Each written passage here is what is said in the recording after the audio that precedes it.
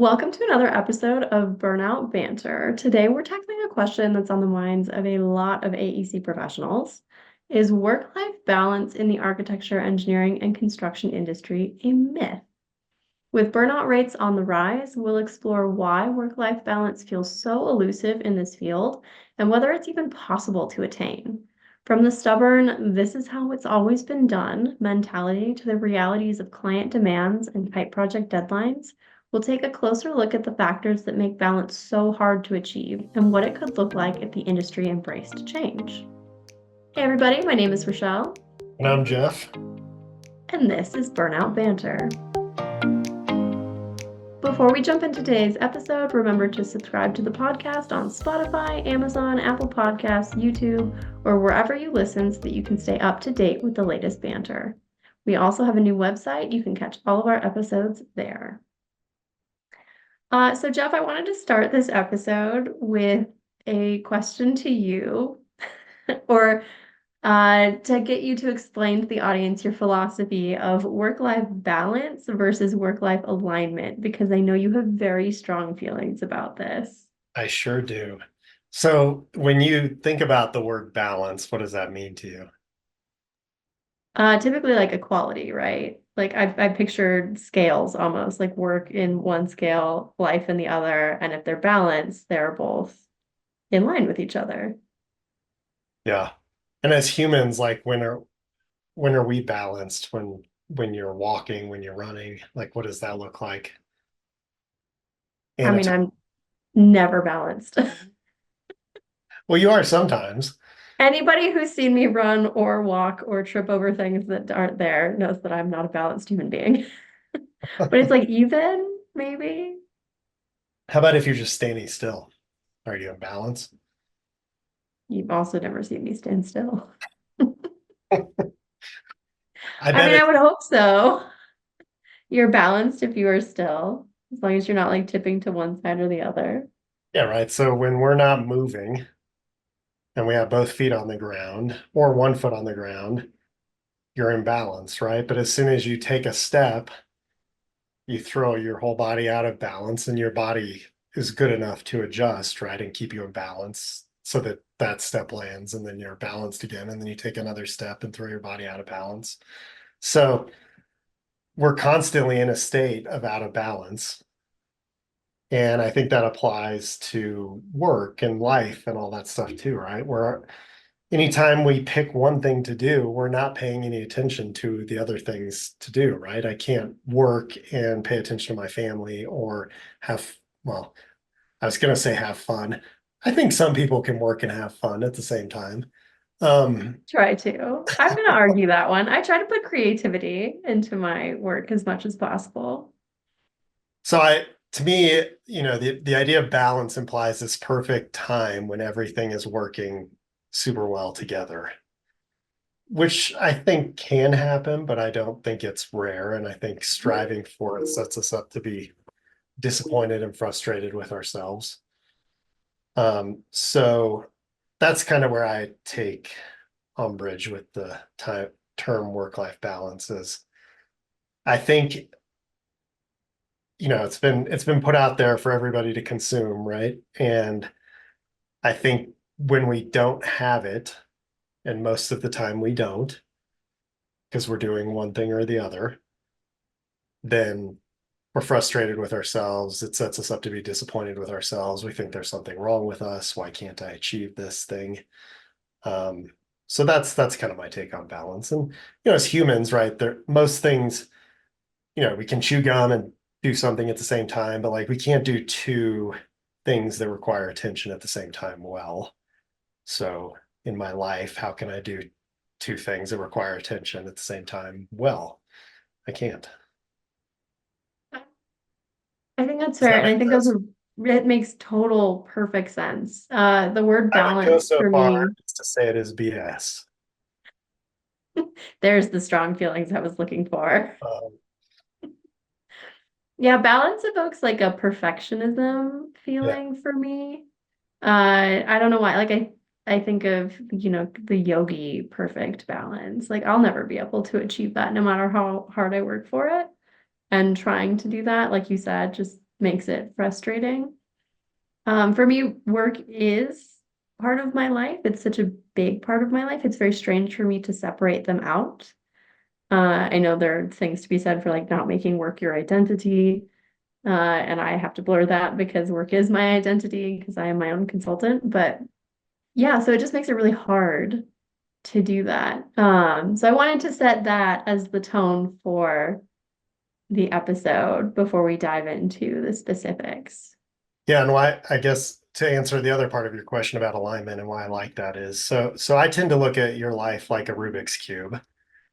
Oh, And okay. on each side of the cube is a part of your life, right? And most of the time it's all mixed up together.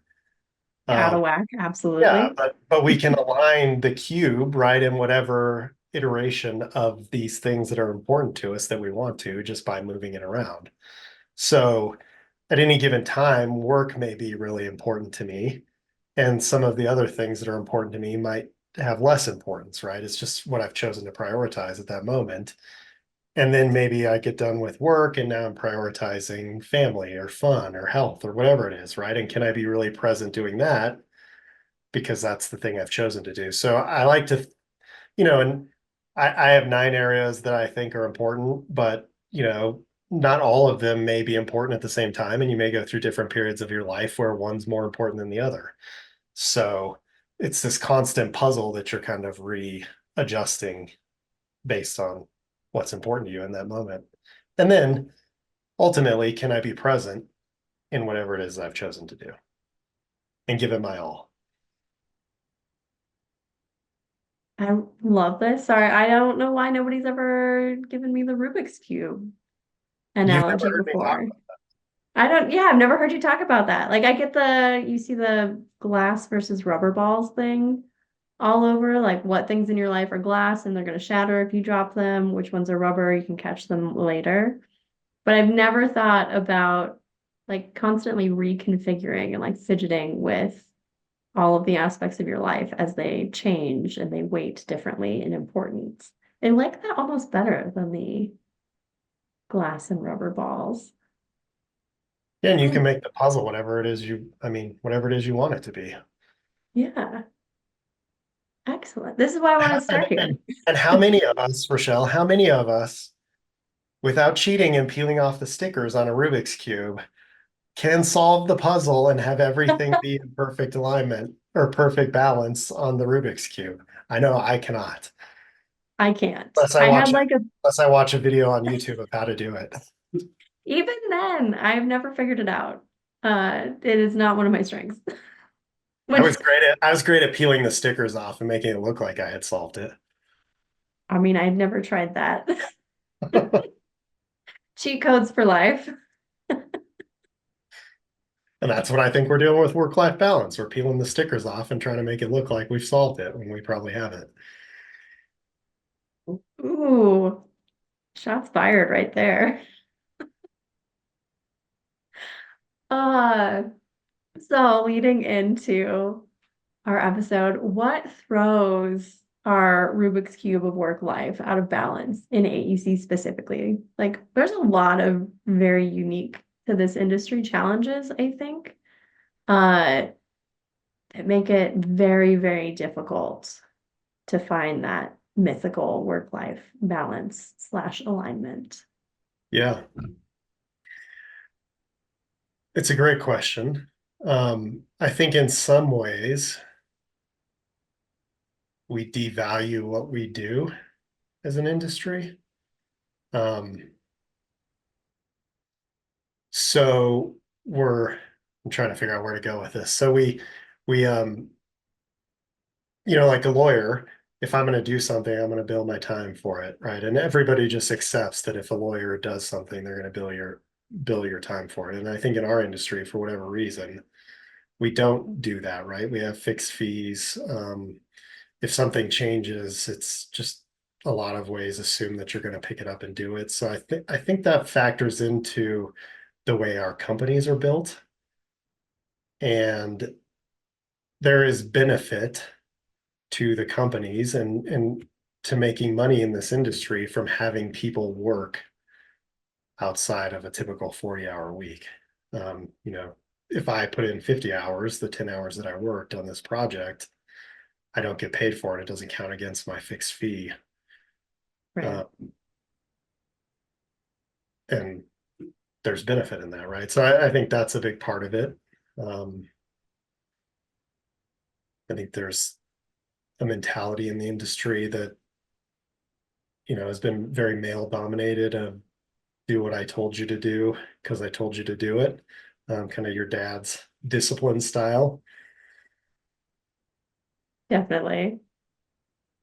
Yeah, no, the race to the bottom is something I've heard frequently in Yeah. reference to professional services like architecture, engineering, construction, where it's so much of the industry is lowest price wins. And so we all, instead of like collectively recognizing the value of what we do, we all just keep racing to the bottom to be the cheapest one that the client picks.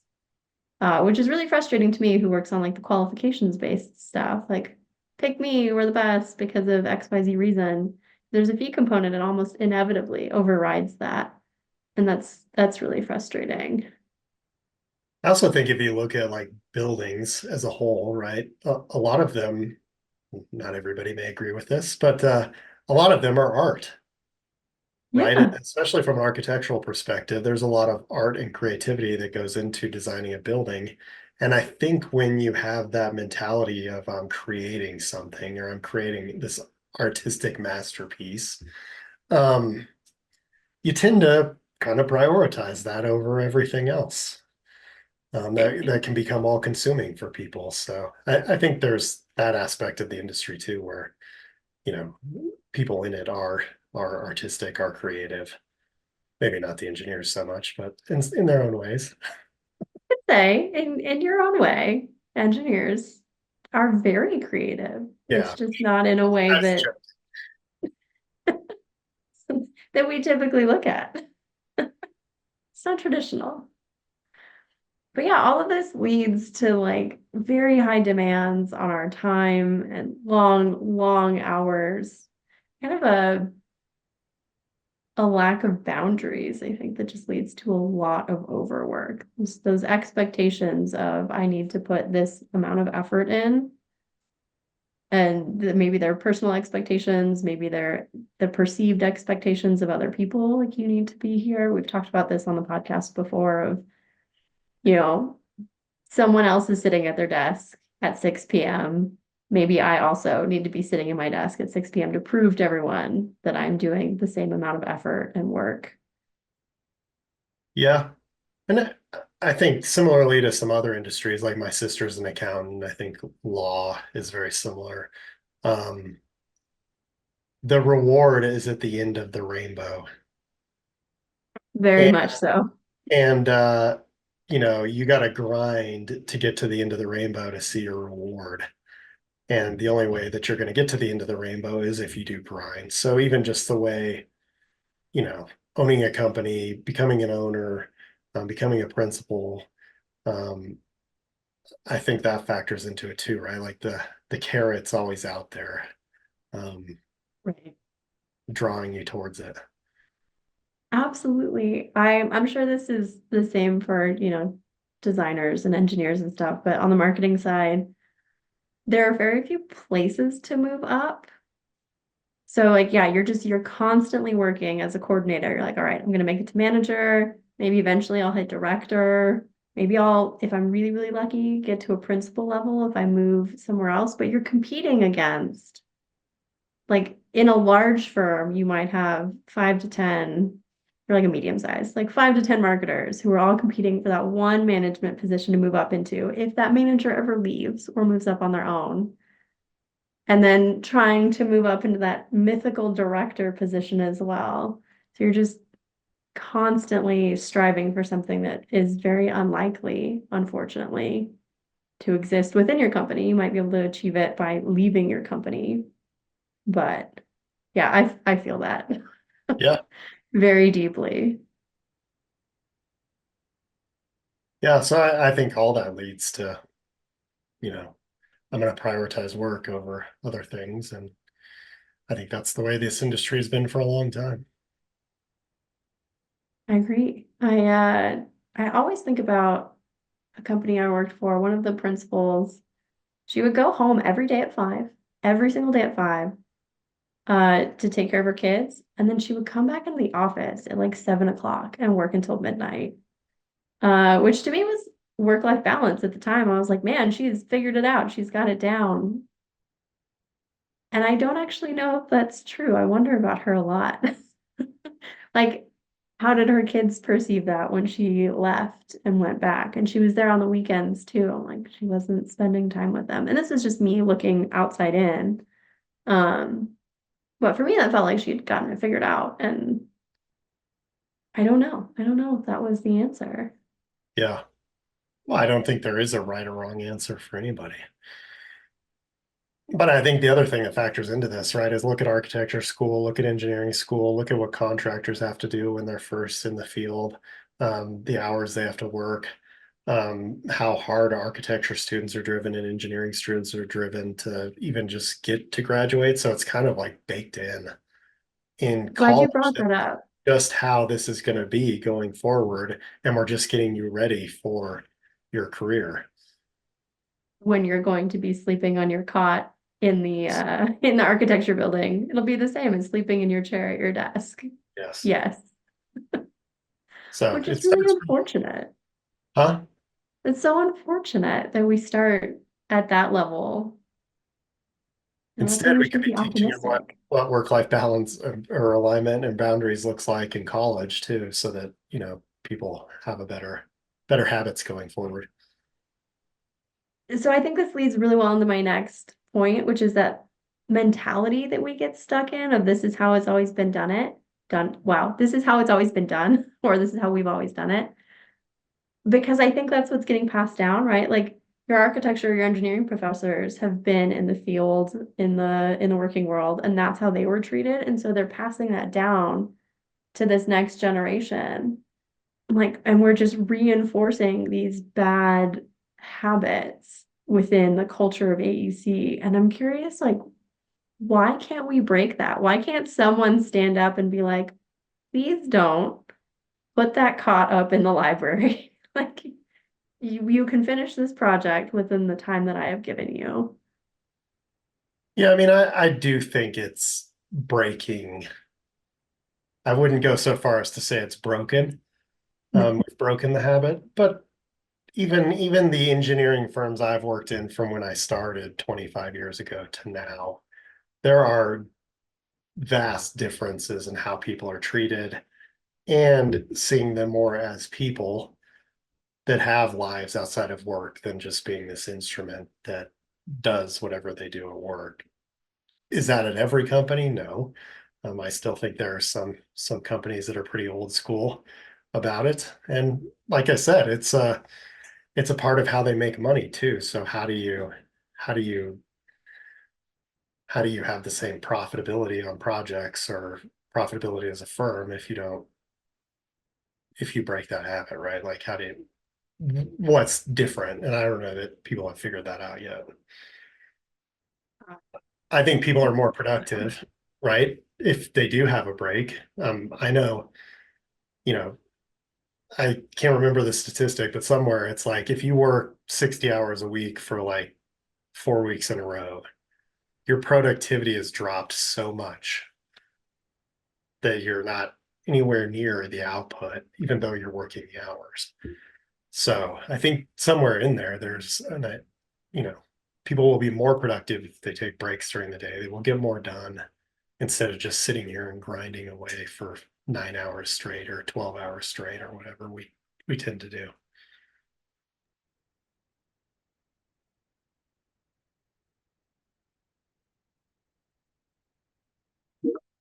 Michelle's really thinking I this one. I'm sorry. You're thinking deeply about it. That's I'm thinking very deeply. It has absolutely nothing to do with the fact that I am allergic to the entire world right now and trying to contain it. But I was thinking that many things, you said many things, and I was trying to put pins in all of them. Number one, I agree. I don't think we've broken the culture. I think we are starting to see cracks in it.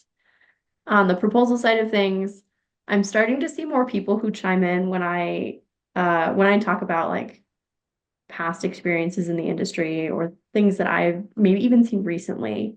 I ran into a volume shop recently that was looking for a consultant. And for those of you who don't know, a volume shop is more interested in responding to every single RFP that they can find than they are in strategically analyzing those RFPs and choosing the ones that they have the best chance of going after.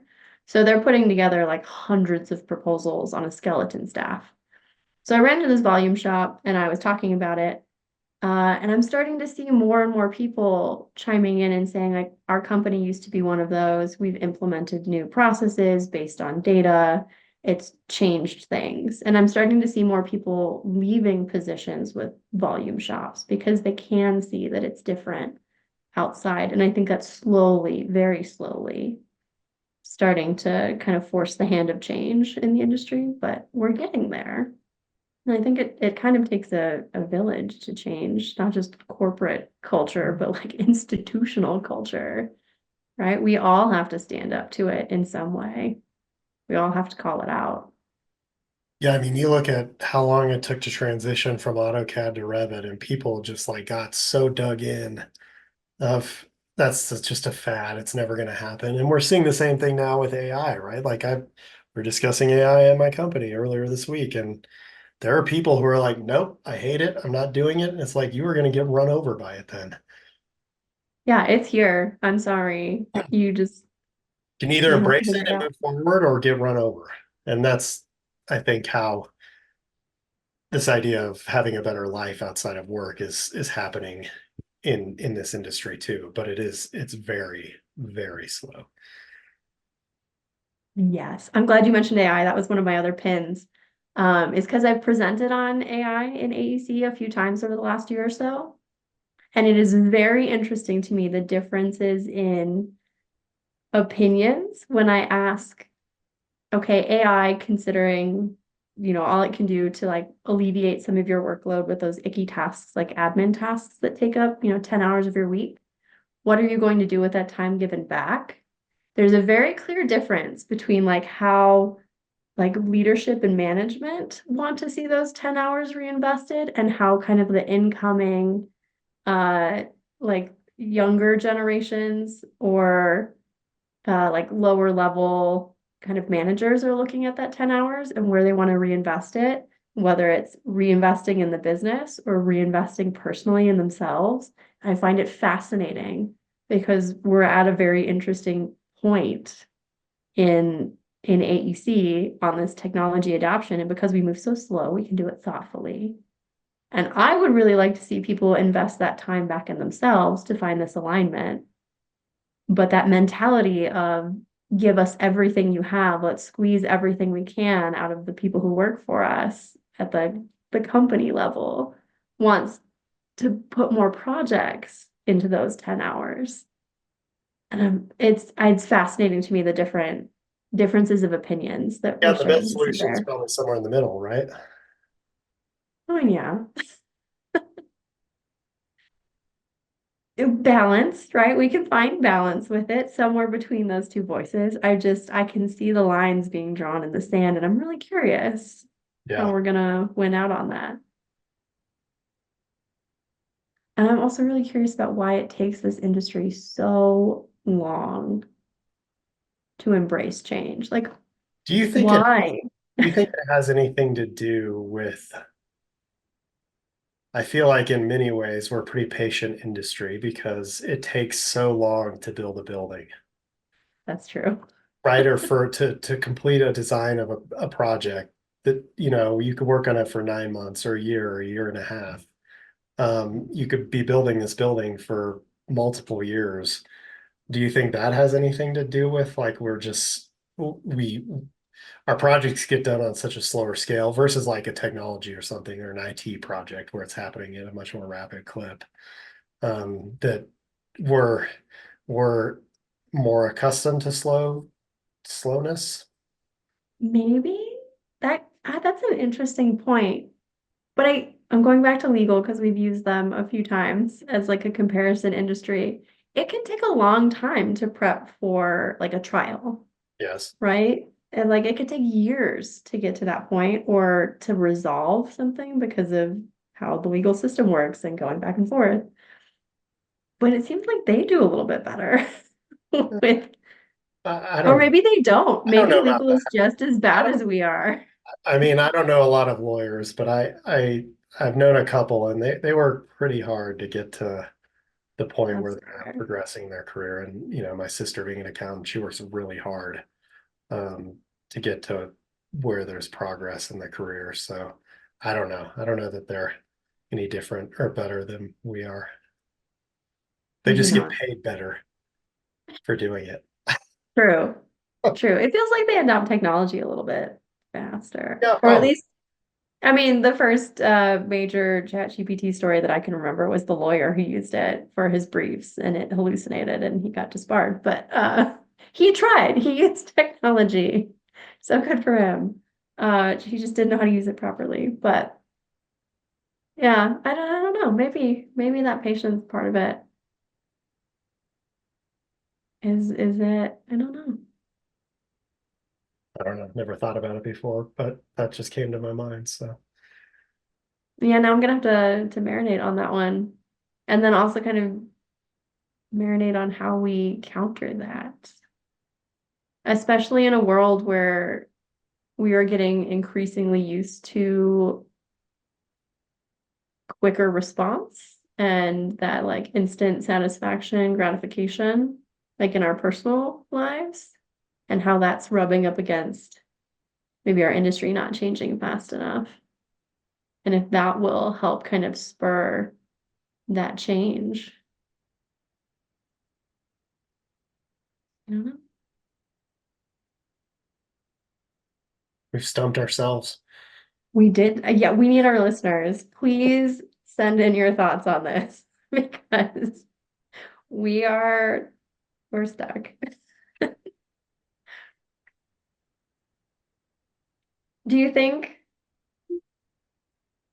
in kind of the same line of thought, do you think that client demands kind of dictate our pace or client expectations dictate like internal firm expectations? Yes, if you just listen to the client expectations without understanding them or without questioning them. So if I just assume that what the client says is gold and I Right. never question whether it's gold, I'm going to I'm do sure it everything. always is. Of course, it always is. I'm going to do everything I can, right, to make that happen. Um,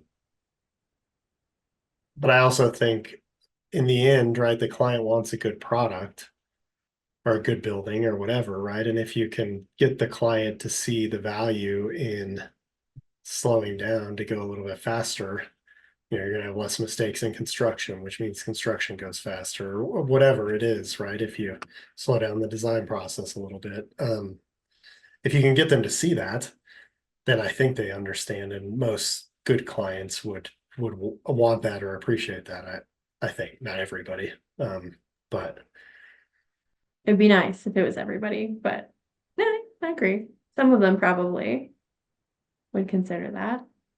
I think most I of us feel like just say yes to whatever clients want because we're scared to lose the work in that race to the bottom that you mentioned. If I don't do it, somebody else will, and I'm not going to have enough work. So we just say yes to everything. I'm literally experiencing that right now on a proposal. Very, very frustrated. The client put out the murkiest scope of work I've ever seen. It's like 60 different sites that need to be like surveyed and designed along this route. And they want a fee for it. And I don't deal with fee as a marketing person. We know Rochelle doesn't play with numbers. I play with pictures and words. But my engineers are very concerned because they're like, we don't know how to put together a fee for this because we need to do those surveys to figure out what the design scope is. But the proposal is for both survey and design. And so they've gone to the client and said, explain to them why this doesn't work. And the client was like, well, we have funding, so you have to submit for both because of the way their funding works. And we're moving ahead with it. And I can't stop thinking that we're doing it because if we don't, our competitor is going to submit anyway, and they're going to get it by default because they put in some fee. Like, but maybe if we all just said, hey, client, this is impossible and it's going to hurt both of us because you're going to get a ton of like scope creep fees when we're going to have a bunch of scope creep. We're going to lose our butts on this. It's going to be a nightmare and a headache for everybody. Like maybe we could renegotiate how we attack this project and maybe split it up into survey versus design. But Yeah. that mentality is if we don't do it, someone else gets it. So we're just going to keep moving forward. I'm like, again, I don't keep the business in business, but it it's very frustrating to me that is how they feel right now. They feel very pressured into the situation. And then some firms are just going to walk into it being like, well, I'm going to give the lowest fee now, knowing that I'm going to win it. And then I'm going to change order the crap out of them going forward. And that's how the Exactly. project, right? And the client's not going to benefit from that. So again, yeah, they may not be able to listen, right? Because they do have funding and they have certain restrictions in place, right? We're not always going to get our way, but having the conversation with them was a big step for your company. So Oh, that's yeah, they tried. yeah, that's all we can But do it, is yeah, yeah. And I worry too about that poor client. If we don't get it, or even if we do get it and it gets, changed order into oblivion, that puts a bad taste in that client's mouth for any future projects one if they with have us or with anybody else. yeah, and if they have funding in place, they have a set amount of money they can spend, right? So they're not going to be able to go get more I potentially. mean, Maybe they they can can. try, Yeah. but yeah, it's a tough But I don't think situation. we question enough. I think we just clients right. And we want their Yeah, work, we just give it to somebody else. the number of those situations where I've heard whoever's the lead on the proposal, the technical lead, be like, "Oh, we'll figure it out." I'm Yeah. like, "Okay, that's on you, not on me, but are you sure you can Heard that, figure it heard that out?" a lot. Say yes now and we'll figure it out later. Yes, I don't like that. No, me either. That hurts my planning soul a lot. But I'm curious if we can connect that like questioning and that talking to the client and kind of reasoning things out together to internal leadership in the same way, because leadership is a lot of, people who are ingrained in this mentality of we do it this way.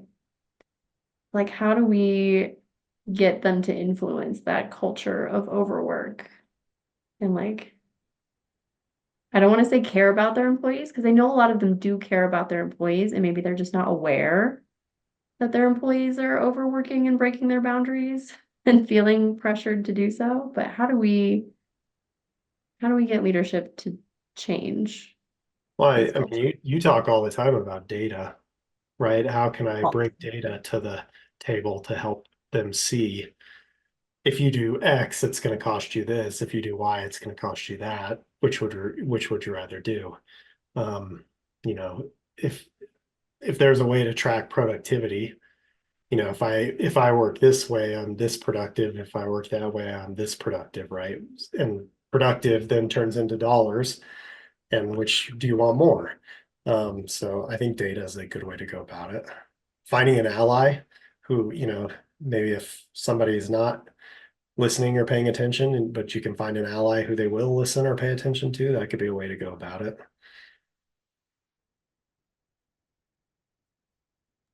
that's a good point. We talk about allies a lot in our change management workshop and how important it is to find those people who are like maybe not going to lead the charge, but will throw their weight behind it. Every firm has one of those. Every firm has someone who is like very well tapped in to the culture and the people within it. And you just need to figure out how to use their influence wisely. Yeah. That's a good call. Yeah, I mean, I think those are two of the primary ways. Um, could just be waiting for the leadership to change too. Sometimes that needs to happen to to turn something over and really have a big shift in how the company operates. True, true. We talked in our leadership episode about like leading by example and how maybe there's I don't want to say miscommunication, but like silent expectations. We talked about silent contracts before we jumped on the episode, and so now those are stuck in my head. But there's like this perception that leadership expects me to do this thing, and so I'm going to do it because I'm seeing leadership do this thing. So like if my boss answers an email at 2 o'clock in the morning, then I in my head am instantly like, well, I wasn't on at 2 o'clock in the morning. Am I supposed to be? Like, are people going to think that I'm not working as hard as my boss is? So Yeah, maybe so that if there you're could be leadership. some questions around that, right? Like, hey, I see you doing this. Do you expect that of me? Just so we're clear. Um, if I do this or don't do this, how does that impact my future growth here? Right. So now instead of assuming that we have to do this, we've at least had the conversation, and maybe the answer is yes, and maybe it's no. I don't know. But either way, you're at least knowing why you're doing something instead of just because you think you should. Agreed. Yeah. I talked to someone about this. Their director was working weekends because they just enjoy their work so much. Uh-huh. But the coordinator was feeling extremely pressured to do that as well. And no one actually expected the coordinator to work the weekends, but they just couldn't get over leadership doing that and constantly being on and feeling like they needed to be on. So just But just something for people in leadership roles to be aware of is like how you show up trickles down. as a leader in that situation, right, you could say, I work the weekends because I really like this. I do not expect you to. So please don't. If I need you to, I will tell you. But if not, just this is because I like to do it. Right. Or like I'm more productive on Saturday mornings because no one's bothering me. So this is when I get this stuff done. But you don't have to do that. But people pay attention to what you do, not say. So that's a fine line to walk. Yeah, it's very that gets stuck in my head too, that conversation all the time. Like, how would I have handled that in either side? And it's difficult either way. But so I wanted to tie everything back, right? Back to balance, back to alignment. So we've really talked about the challenges in the industry and the mentalities, and we've decided at the very beginning that balance is a myth. Myth busted. We're going to hard answer that one in this episode. Work-life balance in AEC or in any industry is a myth. But what could work-life Much nicer way of alignment saying look BS. for us? Go ahead, what? A much nicer way of saying BS. That's on you. You can say it all you want. I like myth busted. Okay. But I'm curious, like for you as a technical person on the engineering side and in a leadership role, like what does alignment look like for you? What would it look like for your team? What would you hope for them? Yeah, I mean, it looks like when there are times when we need to work hard, and I want us to work hard. When we have finished working hard and there's time for us to rest, I want us to rest and go reconnect with those other things that are important in our life, right? So if somebody's worked really hard, can I give them a day off? Can I, ask them what they're doing? You know, hey, I need to be aware of what's important to them, right? So maybe it is family or maybe it's friends or whatever, right? What are you doing with your friends this weekend? Just to kind of clue them into that's important too. Um, so I think that's it. I think you just have to get really clear on what those important things are to you. Pick your top three, your top four, and just really try to focus on those. And doesn't mean they have to be your top three or top four for forever, but what's important to us gets our attention, right? So if we Right. don't know what's important to us, we're just going to kind of sprinkle it around haphazardly and nothing really Guilty. happens. Very guilty. Because I have a million balls in the air at all times, and whichever one is important is just whichever one feels less like a chore to me, I guess. That's kind of how I choose, which is maybe not the way to go about work, but I think too often when we're presented with the opportunity to rest or to focus on other things, we don't. And that's what really gets us in trouble, right? Like I start worrying about, oh, well, I don't have a project to work on. Am I going to get laid off? What's going to happen? I need to be busy. And I'm stressing myself out. So I'm never resting. I'm not focusing on these other things that are important to me. Or if I go on vacation, right? I'm answering work emails the whole time or working the whole time. I didn't get to do that, which was important too. yeah, yeah, absolutely. I think also just seeing that it's a choice. Like I'm choosing to work right now. I'm choosing to go on vacation. Nobody has to do these things. Um, so I think that gives you some power in the situation too, right? Like I've chosen to do this and I'm going to go after it as hard as I can so that I can get done. I like that reframing how you think about the things that you're doing. Interesting. When we feel like it's a have to, it's not very motivating. No, Or I should I work. was trying to Should be think of working. how many things. Yeah. I should be meditating right now, but Sounds like a chore. No, thank you. Yeah. I don't know. What do you think? I'm over here trying to resolve all of my thoughts as if I didn't actually think through them before the episode, and now I'm rethinking what I had You know thought what you'll be thinking about all afternoon. all afternoon. Except I won't because what I do is I choose to work so I don't have to think. Oh, okay. That's nice. And I know that about myself. I've learned that about myself. Um, but I feel like as a proposal manager, I've become more and more accepting of the nature of the role, sometimes requiring some odd hours. I don't tolerate it anymore if it's me working an evening or a weekend or a holiday because someone dropped the ball somewhere in the process and didn't communicate with me. That's not an excuse. Um, but sometimes something happens, the client does something that we can't account for, we couldn't have planned Yeah. for. Or, we get a new piece of information and change strategy. Like it's no one's fault.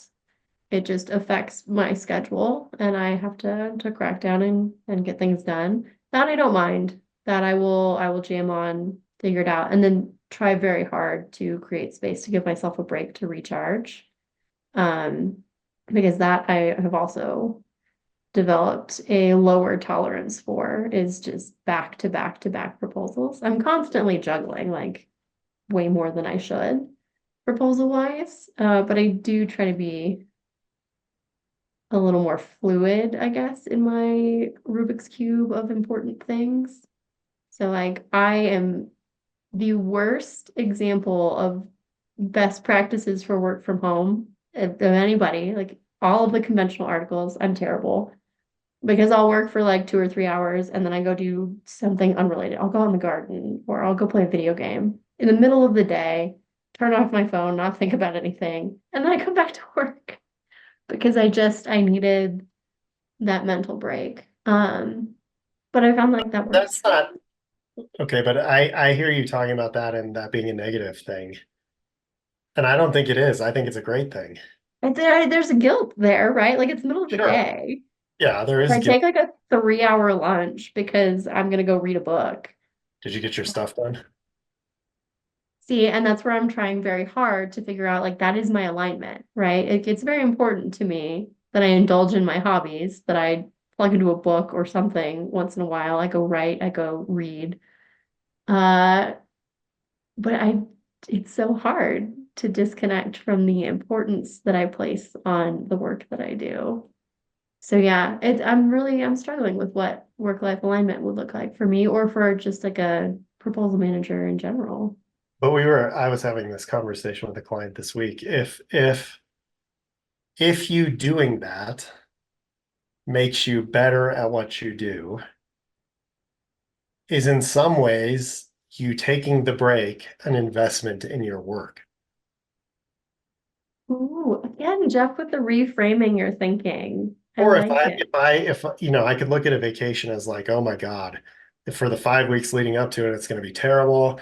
The 3 weeks afterwards, it's going to be terrible. Um, you know, but I need this break from work, or I'm going on vacation because it's going to re-energize me so that when I get back, I'm going to be more invested in my work than I am right now. Right. You're going to be able to handle all of the things that are going to hit you in those 3 weeks So if work following it. is that important, you just reframe it so that these things are helping your work. Interesting. Oh, I like that. My Rubik's Cube just changed. Maybe it's more aligned. I guarantee you are better at work if you go in the garden for 3 hours than if you just sit there and try to grind through it. That I have figured out.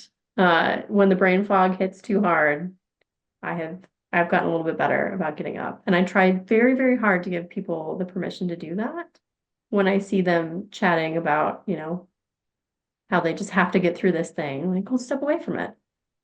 So Yeah. maybe that's alignment is just really understanding not just your priorities and what's important to you, but how you're investing in those. Yeah, I like that. Yeah.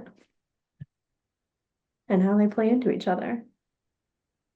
Yeah, and I think Awesome. another thing you can do, right, is negotiate. So if I'm going to stay up here and work 2 hours late, can I go have a conversation with my wife and say, when I'm done, or my daughter or whoever, right? When I'm done, let's do this fun thing so that there's a trade-off, there's a win for them instead of just wondering when I'm going to be sitting up here. How long is he going to be? When is he going to be done? I don't know what I can do because I don't know how long he's going to be.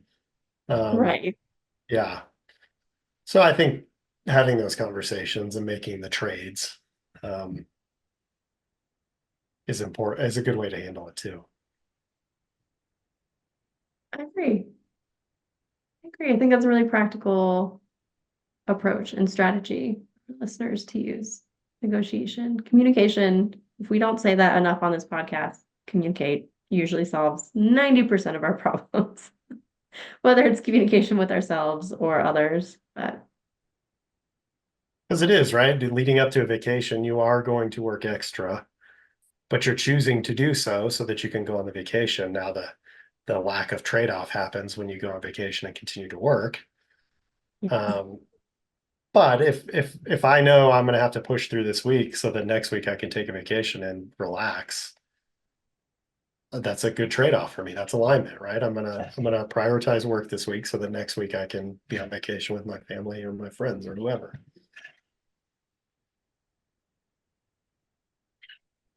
all right. Yeah, I like it. Any other like wisdom bombs you want to drop on us to wrap up the episode? I'm fresh out. It's Friday. You did pack a lot into this episode, so, you know, just reframe that thinking, Jeff. It's not Friday brain. You've just exhausted so many good ones. Are you ready to move on to our burning question? Sure, let's do it. And now it's time for burning questions. All right. So this is exciting because we got a question from a technical person. We often get questions from marketers. Ooh, So, yeah. This person says, "Hey, Jeff and Rochelle, relatively new to the podcast, but here's my question. As an architect working in a fast-paced firm, I feel like no matter how much I accomplish in a day, there's always more to do. How can I set boundaries without falling behind on project deadlines or disappointing my team?" I man, feel this as a been there. marketer. Yeah, I think that's how all of us feel all the time. Oh, there's always something to do. Always. The to-do list of like things I have to get done and then to-do list of things I would like to get done. The like to get done's is just never ending. Yeah. Yeah. I mean, the only time our to-do list ends at work is when we retire. Hopefully. Or we get laid off, I guess. If there's nothing to do, we're either going to get laid off or we're going to retire. And even then, the number of people who are retiring but like coming back to work as contract employees, I'm like, y'all, What are you doing? Go sit on a beach somewhere. Yeah, Like, but I think I think I wouldn't worry about disappointing your team, right? Like I think that's an internal expectation that you're putting on yourself. for sure. Yeah, I highly doubt that anybody is looking at you and thinking like, architect, you didn't pull your weight, right? So I would just put that one aside for right now. I think for me, so this goes back to your intention throughout the day, right? How do I want to work? What's going to make me proud of myself at the end of the day, whether I got one thing done or 10 things done? And can, if I really focus on that, can I let go of what will happen as an outcome? Right. Something I think bad could it's happen, something good could happen. I could get all my stuff done. I could not get my stuff done. Um, we're constantly being asked to do more than we can do every day. So, if that's the way it is, what am I willing to give to this? And then the chips fall where the chips fall. I think that's a good approach too. On the maybe more tactical side of things, I kind of start my week with these are my mandatories. Like I have to get through these this week.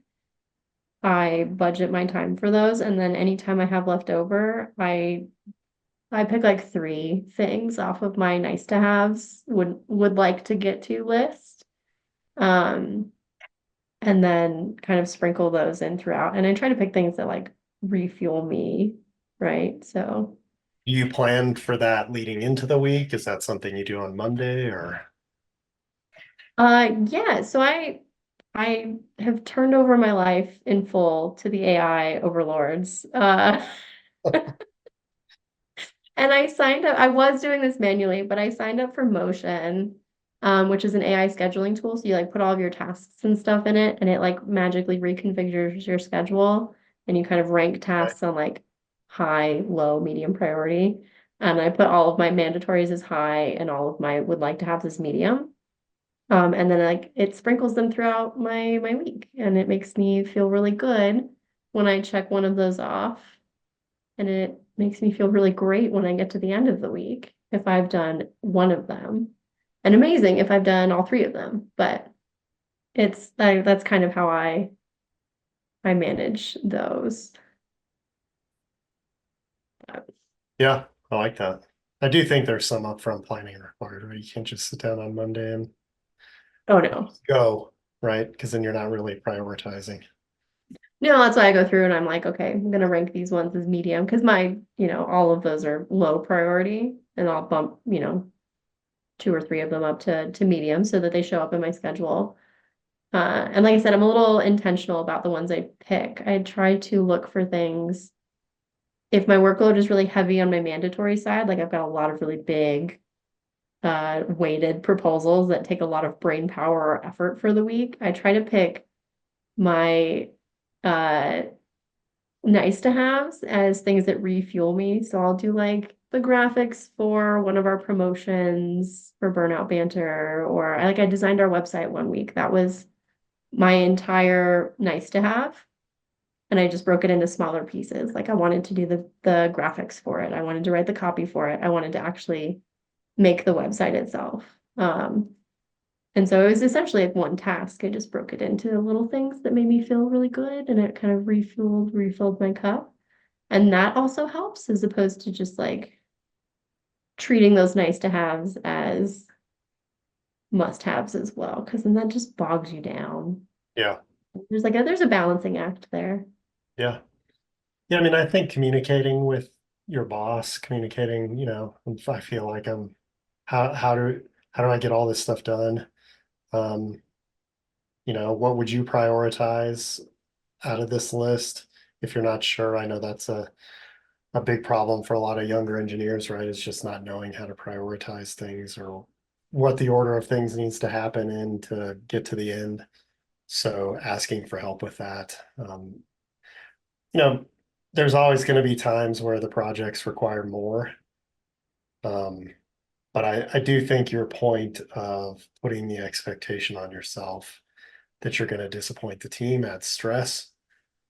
And then when the stress of the project comes, you're not as well equipped to deal with that because you're stressed about yourself too. So, it's differentiating those two types of stress, right? The stress from the industry and the stress that we put on ourselves. And if we can better manage the stress that we put on ourselves, then we have some reserve to deal with the stress of the industry because that's a much bigger problem to fix. Yes, and we need all of us on that one. Yeah, and I wanted, and it's again, right? In that moment, I know I have this deadline. I know I need to hit it, right? Am I willing to work a little bit extra to get there? And when I get through that deadline, now what can I do to focus on me and what's important to me? right. I want to tag team off of that, talking to your manager or leadership or whoever it is. Something that happens a lot in marketing, and I'm not sure if it happens as much on your side of the fence, Jeff. But we'll get handed an assignment or an additional proposal. And it took me a very long time to figure this out. I don't know why, because maybe my, as the kids say, main character energy is high. But it took me a long time to figure out that sometimes I would be handed a proposal and it would just like tip my workload way over. Like there was no, I was already at capacity, and that extra proposal just would drown me. But it was because leadership or management or whoever handed me that proposal didn't realize what was already on my plate. So if I had just gone to them and said, hey, I'm already working on 3 proposals and I'm assisting with a conference, where do you want me to shift in this next project? Or how do you want me to balance that? Or what is the priority here? It might have led to a conversation about that. And so I'm wondering if maybe something like that is also going on with this architect and the always more to do if they're being handed additional things without, maybe they have multiple teams that are giving them multiple assignments, and those managers aren't talking to each other and it's just piling up on this poor architect. Yeah, could be. So That's yeah, communication. having that, well, I can get 3 of these 4 things done. I can't get all 4 done. Which 3 do you want done? And that's the boundary, right? The boundary is I'm not willing to put in the time to do all 4 of these things, but I will put in the time to do 3 of them. Right. I need to sleep. I need to take care of myself. Like I need Yeah, to be a you want human these done being. well. I could do all 4. They're not going to be done well. Yeah, Would you rather have that, or would you rather have 3 of them done well? exactly. Any final thoughts for our architect? You're not alone. You're not alone. That's very true. We're here for you. Your team is here for you. The industry, we're rallying them. They will be here for Feel that you. on a daily basis. Rochelle and I included. Yes.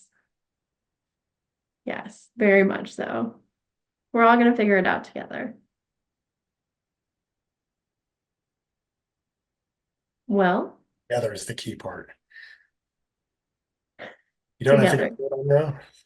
You don't. No, that's true. Well, friendly reminder to our listeners, if you have a burning question like our architect, you can email it to us at burnoutbanter@gmail.com. You can also use the contact form on our brand new website, burnoutbanterpodcast.com. Please remember to like or subscribe to the podcast on Amazon, Spotify, Apple Podcasts, YouTube, or wherever you listen to make sure you never miss an episode. And finally, please don't forget, if your organization is struggling with burnout and stress management, Jeff and I offer in-house coaching to help you and your staff get back on track. You can also reach out to us at burnoutbanter@gmail.com or on LinkedIn for personalized support tailored to your team's needs. Or if you're struggling with work-life alignment as well. Or work-life alignment. That is Jeff's alley, and he will definitely coach you through that. All right. Well, we'll see. Oh, do we want to mention our scary stories? Absolutely. Listeners should have a couple of days We're accepting entries for our October special edition episode where we're going to be reading your burnout horror stories, campfire style, on our episode. So you can, again, email those to us or submit them via our website. And we're going to show that we're in this together. And we can fix this together. Yes. All right. Well, I look forward to that. Me too. Spooky season on theme. I love it. All right. Take care, everybody. Take care.